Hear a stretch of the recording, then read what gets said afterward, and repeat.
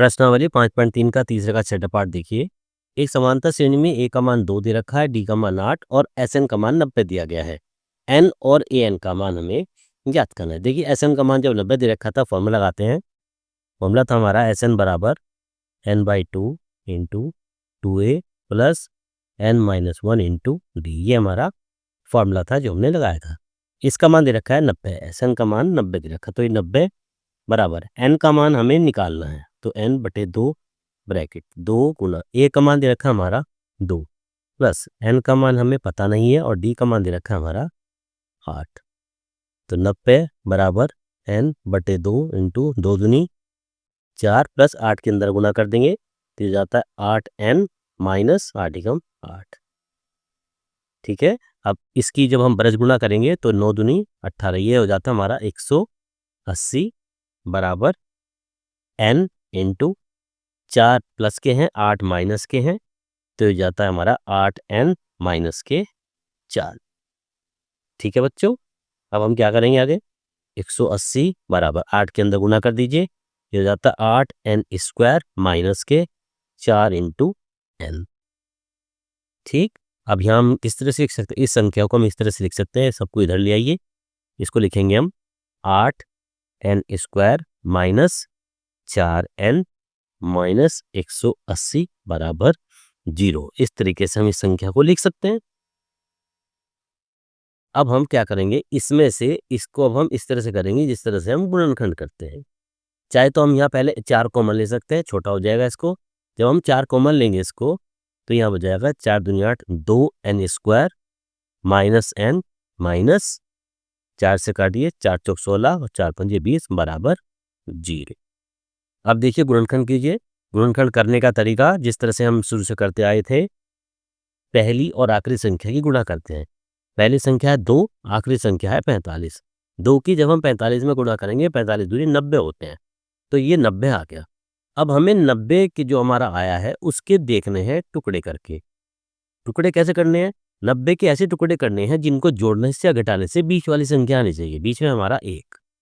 90 के टुकड़े करिए, देखिए 10 निम्न 90 होते हैं। 10 की अगर हम 9 में गुणा करें तो 90 आ जाता है और 10 में से 9 करें माइनस तो 1 आ जाता है। तो यहाँ लिखेंगे हम 2n स्क्वायर माइनस इस 1 की जगह लिखेंगे 10 माइनस 9 इंटू n जू का 2 माइनस 45 जू का 2 बराबर 0। अगली संख्या में हम इसके ब्रैकेट खोलते हैं तो जाता है 2n स्क्वायर माइनस 10n, बाहर माइनस है अंदर के चिन्ह बदल दीजिए, प्लस का 9n माइनस के 45 बराबर 0।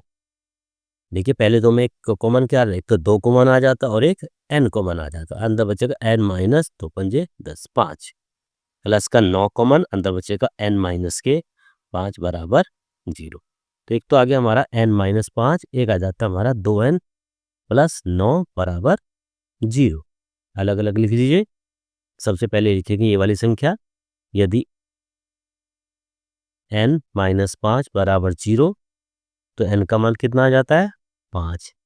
दूसरा लिखिए, यदि 2n प्लस 9 बराबर 0 तो 2n बराबर माइनस के 9 और n बराबर माइनस के 9/2।